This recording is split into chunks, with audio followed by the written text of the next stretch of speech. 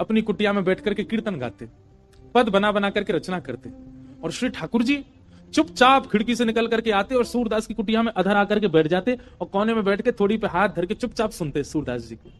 एक दिन ठाकुर जी जा रहे थे राजभोग आरती के बाद, इतने में श्री जी आ गई। कहां जा रहे हो? ठाकुर जी कहीं ना ऐसे ही जा रहा हूं डोलवे। नहीं नहीं सांची बताओ कहां जा रहे हो? ठाकुर जी बोले कहीं ना एक भक्त है वहां के पास जा रहा हूं। श्री जी बोली मैं चलूंगी फिर तो। ठाकुर जी बोले श्यामा जी आप रहने दो, आप यहीं बैठो, मैं ही अकेला हो आऊं। श्री जी बोली अगर मोए ना लेके गए तो मैं गुसाई जी से शिकायत कर दूंगी कि राजभोग के बाद तुम कहीं चले जाओ और गुसाई जी खोज करो जी कहां जा मैं। ठाकुर जी बोले श्री जी आपके चरणों में प्रणाम करूं, आप मेरे संग चल दो, पर गुसाई जी तो शिकायत मत करियो मेरी, लेकिन एक बात को वचन दो। मैं बोल कहा उत्थापन आरती तो पहले आमेंगे हम दोनों वापस, मां रुकवे की मत करियो बात। आप बड़ी भोरी हो, बड़ी सहज हो, और वैष्णव चाहे कितनो दीनहीन हो, कितनो भावबार हो, वहां पे कृपा करवे की मत सोच लियो। आपको तो मन है जाए यहाँ पे सब लुटाए दूं, सब दे दूं, ऐसे मत करियो। चुपचाप जानो है, चुपचाप आनो है, और मैं इशारा कर दूं तुरंत उठ के आ जाइयो। श्री जी बोले हाँ मैं आ जाऊंगी। ठाकुर जी हाथ पकड़ के श्री जी को ले गए सूरदास जी की कुटिया में। सूरदास जी गा रहे हैं के सर तिलक मोतिल की माला वृंदावन के वासी, नेह लगाए त्याग गए तृण शम डार गए गल फांसी, अखियां हरि दर्शन की प्यासी, हरि दर्शन की प्यासी, अखियां हरि दर्शन की। ठाकुर जी बैठ के सुन रहे हैं मंद मंद, श्री जी के नेत्रन से आंसू गिर रहे हैं। ठाकुर जी धीमे धीमे पहुंचने बोले श्यामाचू हल्ला मत करियो जी, जग जाएगो, और जगह को कहा मैं पकड़ लेगो, जान नहीं देगो, और फिर यहाँ पे कृपा कर दी तो फिर सबन पे करनी पड़ेगी, हमारे रो मत। बिल्कुल सूरदास जी ने अपनी लाठी उठाई और उठ करके अपनी कुटिया से बाहर जाने लगे। श्री जी बोली जी कहां जा रहे हो बाबा? अरे आंधरो बाबा कहीं गिर नहीं जाए, हम यहाँ के संग चलें, कहीं गिरवे वारो होगा तो बचा लेंगे। ठाकुर जी बोले मैंने पहले ही मना करी आप जैसे कृपा पिपा ना करनी कोई पे, और समय है गो उत्थापन को, मैं गुसाई जी मंदिर खोल देंगे, चलो जल्दी मंदिर में। श्री जी बोली ना बस ये जहां जा रहा हूं वहां तक यहाँ छोड़, यहाँ में फिर चल देंगे मंदिर में। ठाकुर जी बोले पहले ही मना कर रहा हूं मत चलो मेरे संग। आ गई है जबरदस्ती, अब मां मंदिर में हम दोनों नहीं मिलेंगे तो श्री गुसाई जी बड़ी डांटेंगे। श्री जी पीछे पीछे चलन लगी।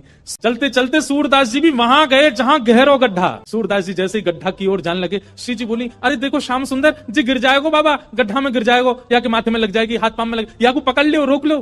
अब यहाँ तो किशोरी जी जा रही है बचावे, तब तक सूरदास जी कूद ही गए, और कूदते अरे भैया, अरे कन्हैया, अरे लाला, अरे भैया कोई काम को सुनना हो तो नहीं देखियो, अरे मैं आंधरो गिर गऊं कुआ में, अरे भैया मैं यहाँ से बचाई लियो। श्री जी बोले ठाकुर जी या तो इनको बाहर निकालो नहीं तो मैं आपसे कट्टी आ जाऊंगी। ठाकुर जी बोले श्यामाचू मैं यही माने ना लेके आऊं आपको संग में, नेक में ही पिघल जाए, नेक में ही दया आ जाए आपके चित्त में ना, या को निकाल दो फिर कभी ना कहूंगी, या को बस बाहर निकाल के हम दोनों भाग जाएंगे यहाँ से। ठाकुर जी ने ऊपर से झांक के देखी खूब गहरो। ठाकुर जी बोले कैसे निकालूं? श्री जी बोली एक तरीका है ना, आप अपनी कारी कमरी निकालो, मैं अपनी चुनरी निकालूं, दोनों में गुर्र गांठ बांध दो और बाकू नीचे पधरा दो, बाबा तो कह रहे पकड़ ले, पकड़ के हम यहाँ बाहर निकाल लेंगे। ठाकुर जी बोले ठीक है लाओ। श्री जी ने अपनी चुनरी दी, ठाकुर जी ने कारी कमरी पे बांध के और नीचे वह गड्ढा में डाल दी, और ऊपर से ठाकुर जी बोले बाबा। हाँ भैया कौन है? अरे बाबा मैं यही गांव को छोड़ा हूँ, मैं अभी आवाज सुनाई दी, बाबा मैंने अपनो पटका नीचे डाल दिया, पकड़ लो आ जाओ ऊपर को। सूरदास हाँ भैया कहाँ को जाइए पकड़ लो। सूरदास जी ने पटका पकड़ो, श्री जी ठाकुर जी को खींच रही है, ठाकुर जी पटका को खींच रहे हैं, पटका पकड़ के सूरदास ऊपर आ रहे हैं। कैसी कृपा सूरदास के ऊपर। सूरदास जी मन मन सोच रहे हैं, बोले आज ये कहीं निकल के नहीं भाग जाए मेरे हाथ से। सूरदास जी जैसे ही बाहर आए, बाहर आते सूरदास जी ने ऐसा नाटक किया जैसे उन्हें ठोकर लग गई, और ठोकर लगते जैसे ही गिरन लगे ठाकुर जी की ओर, ठाकुर जी तो किनारे आ गए, श्री जी के चरणन में जाके गिरे सीधे, और चरण पकड़ लिए कस के। अब जैसे ही चरण पकड़े सूरदास जी ने, ठाकुर जी ने श्री जी को हाथ पकड़ करके जोड़ते खींची, तो सूरदास जी के हाथ में किशोरी जी की नूपुर रह गई, और किशोरी जी को लेकर ठाकुर जी भाजे, वो जल्दी चलो बाबा पकड़ ले को। सूरदास जी बोले अरे भैया कहां को चलो गो, अरे कौन सा, अरे भैया कौन ने निकारो में। ठाकुर जी चिल्लाते जा रहे बाबा मैया बुला रही फिर आऊंगो। थोड़ी दूर जाके श्री जी बोली ठाकुर जी मेरा एक नूपुर है, दूसरा नूपुर मिलना है रो। ठाकुर जी बोले दूसरा ले आऊंगो, अब चलो जल्दी।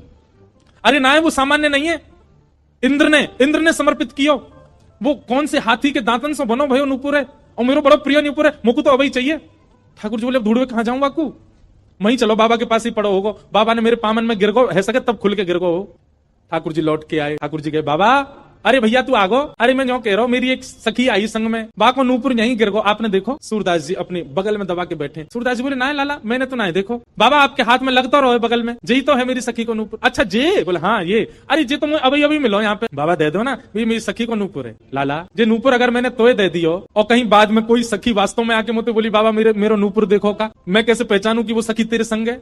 मेरे पास आंख तो है ना, मुझे दिख तो रोना है। तो बाबा हम कहते रहे कि नूपुर हमारा, बोले कहवे ते का होवे, एक नूपुर मेरे पास है तो निश्चित है दूसरा तुम्हारे पास ही होगा, दूसरे नूपुर की पहचान करा तो पहले दे दूंगा।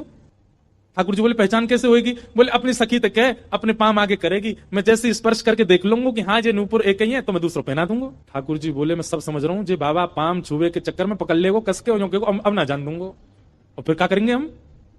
श्री जी बोली कोई बात ना, मैंने अरे नहीं श्री जी आप पीछे रहो, मैं दूसरा दबाई दूंगा, नाम हो तो वही चाहिए जो सूरदास के हाथ में। श्री जी आगे बढ़ गए, लो बाबा नूपुर देख लो। सूरदास जी ने जैसे स्पर्श किया समझ गए, अरे हाँ भैया ये तो वही नूपुर है, लो मैं पहना दूं। दूसरे पाम में सूरदास जी ने पहनायो और पहनाते ही महाराज अंक में भर लिए श्री जी के चरण। बोले अब ना जान दूंगो, मैं जान गया हूं जो साक्षात वृषभानु दुलारी हैं, और लाला तू जो मुख निकाल के गयो मैं सब जान गया, तू नंद जी को लाला है, जीवन निकर गो गाते गाते तुम दोनों के यश को आज पहली बार पकड़ में आयो, अब नहीं जान दूंगो। ठाकुर जी ने खूब खेची पर श्री जी नहीं छोड़ी सूरदास जी ने। ठाकुर जी बोले बाबा तू जो कहेगो सो करेंगे, जे बता करनो कहा है तू कैसे छोड़ेगो? मैं नेत्रन से आंध हूं, मुंह दिखे ना है, पर मैं आपसे एक ही वरदान चाहूं, मेरे एक नेत्र में सदा श्री जी और दूसरे नेत्र में सदा आप विराजमान है जाओ, आपके नित्य दर्शन मुंह को होयो करें, बस यही वरदान दे दो। प्रिया प्रियतम दोनों ने युगल रूप में खड़े करके सूरदास जी के नेत्रन पे हाथ धर दिए और कही सूरदास खोल के देखो। आज सूरदास जी ने पहली बार नेत्र खोले और शामा शाम के युगल प्रत्यक्ष दर्शन उनको है। फिर दोनों से प्रार्थना करिए बस एक वरदान दे दो, कहा मुझे फिर से अंधो बना दो, अब आप दोनों दिख गए, अब दुनिया में और कोई को नहीं देखना है।